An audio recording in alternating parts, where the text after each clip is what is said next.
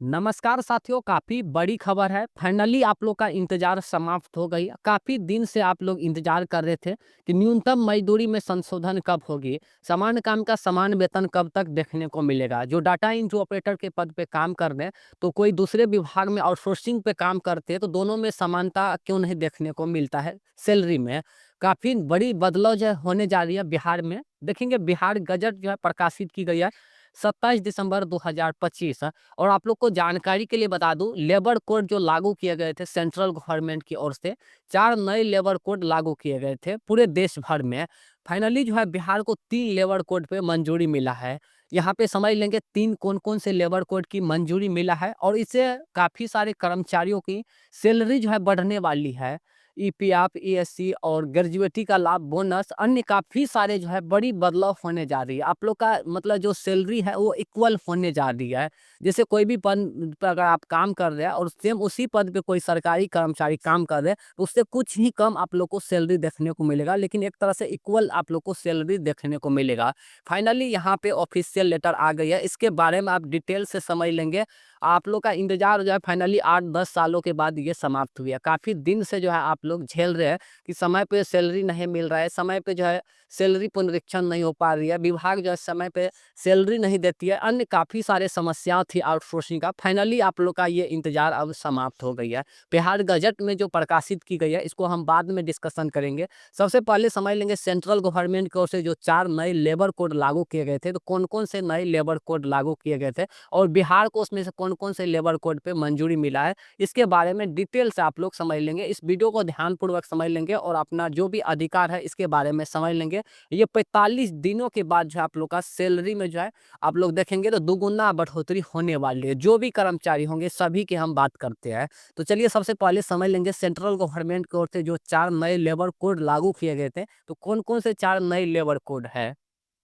देखिए यहाँ पे सेंट्रल गवर्नमेंट की ओर से जो 4 नए लेबर कोड लागू गए थे, पुराने जितने भी 29 मौजूद श्रम कानून थे उसको समाप्त करके 4 नए लेबर कोड लागू किए गए। जिसमें सबसे पहला यहाँ पे देखेंगे तो वेतन संहिता 2019, औद्योगिक संबंध संहिता 2020 और सामाजिक सुरक्षा संहिता 2020। और यहाँ पे देखेंगे व्यावसायिक सुरक्षा, स्वास्थ्य और कार्य स्थिति संहिता 2020। तो टोटल ये 4 लेबर कोड है। बाकी यहाँ पे समझ लेंगे बिहार में कौन-कौन से लेबर कोड पे मंजूरी मिला है, इसके बारे में समझ लेंगे। देखिए ये ऑफिशियल लेटर 27/12/2025 का है, श्रम संसाधन विभाग की ओर से ये जारी किया गया है।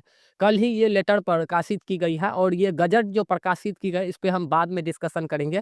जो 4 नए लेबर कोड लागू किए गए थे उसमें से 3 लेबर कोड पे मंजूरी मिला है बिहार में। सबसे पहला संहिता यहाँ पे देखेंगे जो ड्राफ्ट है, वेतन संहिता बिहार नियमावली 2025 और ड्राफ्ट औद्योगिक संबंध बिहार नियमावली 2025, औद्योगिक संबंध संहिता 2025 और यहाँ देखिए सामाजिक सुरक्षा नियमावली 2025। ये 3 जो है संहिता पे मंजूरी मिला है बिहार को। तो डिटेल से थोड़ा समझ लेंगे, उसके बाद बिहार गजट पे हम जाएँगे और यहाँ पे गजट की संख्या भी दी गई है, तीनों गजट पे हम बात करेंगे। बाकी यहाँ पे देखिए 45 दिन, ये 45 दिनों के बाद क्या सब संशोधन होने जा रही है 45 दिनों के अंदर, इसके बारे में हम बाद में डिस्कशन करेंगे। सबसे पहले यहाँ देखिए वेतन संहिता क्या होती है इसके बारे में समझ लेंगे। उसके बाद औद्योगिक संबंध संहिता क्या होती है इसके बाद हम बात करेंगे और उसके बाद सामाजिक सुरक्षा संहिता क्या होती है, और उसके बाद बिहार गजट पे हम जाएंगे। ये तीनों गजट पे हम जाएंगे बारीकी से। संक्षेप में आप लोग समझ लेंगे वेतन संहिता 2019 क्या होता है। देखिए भारत में जो 4 नए श्रम कानून लागू की गई थी, तो जो भी न्यूनतम मजदूरी है उसमें संशोधन होगी सबसे पहली बात। और मजदूरी भुगतान, जो आप लोग को सैलरी जो है समय पे नहीं मिलती है और समय पे सैलरी जो भुगतान नहीं करती थी एजेंसी, तो ये जो है झंझट दूर होने जा रही है। ये आप लोग नहीं समझिएगा कि जो भी है ये मतलब जमीनी स्तर पे नहीं होंगे, तो ये ख्याल ही आप लोग निकाल दीजिएगा क्योंकि ये सेंट्रल गवर्नमेंट का आदेश है। बाकी यहाँ पे देखेंगे न्यूनतम मजदूरी और समय पर भुगतान को सार्वभौमिक बनाएगा सबसे पहली बात। और सबसे महत्वपूर्ण चीज़ ये है कि समान काम का जो है समान वेतन मिलेंगे और न्यूनतम मजदूरी के जो है गारंटी देगी और समय पे भुगतान और महिलाओं के साथ भेदभाव नहीं होगा। और सबसे महत्वपूर्ण चीज़ ये हो जाएँगे इसमें, आप लोग जो भी ओवर ड्यूटी करेंगे, तो आपका जो भी सैलरी है, सैलरी के दोगुना जो है ओवर टाइम का आप लोग को मिलेंगे। और भी जानकारी दी गई है, इसको हम बाद में देखेंगे। जो बिहार गजट में प्रकाशित की गई है, उसमें उसके अनुसार क्या देंगे बिहार को, उस पे हम डिस्कशन कर लेते हैं। यहाँ पे समझ लेंगे मजदूरी संहिता 2019 जो लागू किया गया है बिहार में, इसके बारे में समझ लेंगे। इसमें जानकारी दी गई है, काफ़ी बड़ी लेटर है, इसको हम बाद में डिस्कशन करेंगे। जो महत्वपूर्ण चीज़ है, इसके बारे में आप लोग समझ लेंगे।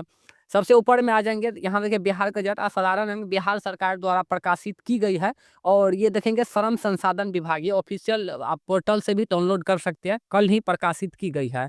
देखिए इसमें संक्षिप्त नाम एवं विस्तार एवं प्रारंभ, किसको-किसको ये लाभ देखने को मिलेगा। यहाँ देखिए ये नियमावली मजदूर संहिता बिहार नियमावली 2025 कहे जाएगी।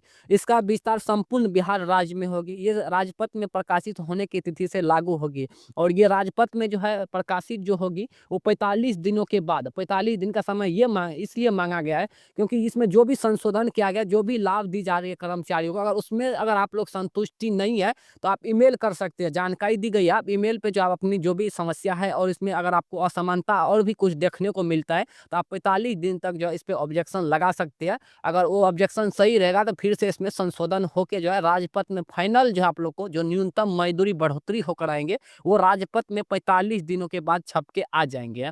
बाकी इसमें समझ लेंगे जो जानकारी दी गई है, अगर इसमें आपको भेदभाव लगती है तो आप ईमेल करके जो है श्रम संसाधन विभाग को ये जानकारी दे सकती है कि यहाँ नहीं, यहाँ पर आप जो है गलत कर रहे हैं, ये भेदभाव नहीं चलेगा। तो आप इसके लेकर जो है आप ईमेल कर सकते हैं, उसपे फिर से अगर वो सही होगा तो संशोधन किया जाएगा। इसलिए 45 दिन का ये समय माँगा गया है। देखिए सबसे महत्वपूर्ण चीज़ जो जानकारी दी गई है, परिभाषाएँ में देखिए इस नियमों में जब तक विषय या संदर्भ में अन्यथा अपेक्षित न हो, प्राधिकार से अभिप्रेत है कि धारा 45 की उपधारा अंतर्गत राज्य सरकार द्वारा नियुक्त प्राधिकार। सबसे महत्वपूर्ण चीज़ जो यहाँ पे है, न्यूनतम मजदूरी दर की गणना करने की जो प्रक्रिया होगी, यहाँ पे समझ लेंगे।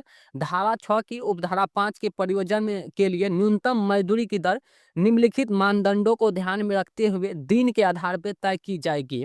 यहाँ पे समझ लेंगे मानस श्रमिक एवं परिवार जिसमें कमाने वाले मजदूर के अलावा एक दंपति और 2 बच्चे शामिल है, जो 3 वयस्क उपभोक्ता इकाइयों के बराबर हो। प्रति उपभोक्ता इकाई प्रतिदिन 2700 कैलोरी का शुद्ध उपभोग और मानक श्रमिक एवं परिवार के अनुसार प्रति वर्ष 66 मीटर कपड़ा और आवश्यक किराया और व्यय जो भोजन वस्त्र के व्यय और 10% हो। ईंधन बिजली और व्यय के अन्य विविध मद में जो न्यूनतम मजदूरी की 20% हो तथा बच्चों की शिक्षा के लिए व्यय चिकित्सा और आवश्यकता मनोरंजन और आकस्मिक व्यय को न्यूनतम मजदूरी का 25% हो। ये कैलकुलेशन किया गया है। बाकी नीचे आ जाएंगे जहाँ मजदूर की दर दैनिक आधार पर तय होती है, वहाँ 6 दिन के काम करने वाले सप्ताह के मामले में दैनिक मजदूरी के घंटे की मजदूरी की दर करने के लिए 8 से भाग दिया जाएगा और उसे महीने की जो भी सैलरी मिलता है उससे दोगुना जो है उसको पे की जाएगी। ये तो हो गया, यहाँ पे समझ लेंगे। तो मजदूर संहिता 2025 मजदूर संहिता 2019 है लेकिन 2025 ये माने जाएंगे बिहार में। उसके बाद यहाँ पे देखेंगे सामाजिक सुरक्षा संहिता क्या है, इसके बारे में समझ लेंगे। उसके बाद यहाँ पे देखिए द्वितीय जो गजट प्रकाशित की गई है सामाजिक सुरक्षा संहिता 2020, भारत में सामाजिक सुरक्षा कानूनों को सुव्यवस्थित और समेकित करने के लिए लाया गया है। ये कानून जो संगठित और संगठित गिग वर्कर प्लेटफॉर्म श्रमिकों सहित अन्य सभी श्रमिकों सार्वभौमिक सामाजिक सुरक्षा प्रदान करने का लक्ष्य रखता है, जिसमें ईपीएफ, ईएससी, मातृत्व लाभ और पेंशन बीमा अन्य जो भी है ये सब लाभ आपको देखने को मिलेगा जो आप लोग को पहले देखने को नहीं मिल रहा था। जैसे गिग वर्कर जो अभी आप लोग समझ लेंगे, जो जोमेटो में काम कर रहे डिलीवरी बॉय का जो परमानेंट काम कर रहे हैं तो उसको जो है पीएफ नहीं मिल पाती है। और साथ ही साथ यहाँ पर और भी जानकारी दी गई है, मातृत्व अवकाश यानी छुट्टी और पेंशन बीमा अन्य जो भी लाभ है वो सब आप दिए जाएंगे। ये सामाजिक सुरक्षा संहिता 2020 है।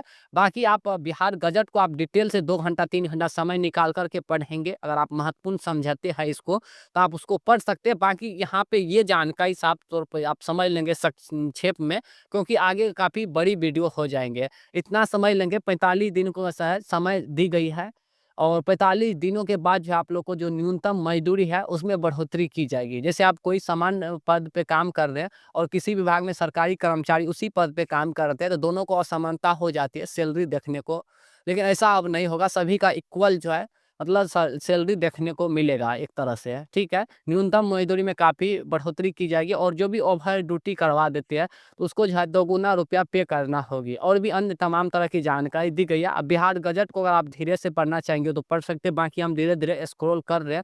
आप वीडियो को रोक के पॉज़ करके आप देख सकते हैं। बस इतना ही ये नियम लाए गए हैं। 45 दिनों के बाद फाइनल जो है राजपत्र में आ जाएँगे कि आप लोग को न्यूनतम मज़दूरी में कितना बढ़ोतरी की गई है। तो ये फाइनली काफ़ी बड़ी अपडेट था जो अभी बिहार में संविदा आउटसोर्सिंग या अन्य तरह के मज़दूर जो कर्मचारी काम कर रहे हैं, तो उसके लिए काफ़ी बड़ी ये खुशखबरी आप मान सकते हैं। ठीक है? और भी कोई जानकारी चाहिए तो आप कमेंट कर लीजिएगा, बाकी आप इसे डिटेल से पढ़ लीजिएगा। आप कहेंगे तो और भी विस्तार से हम 1 घंटा का वीडियो बना देंगे। ठीक है?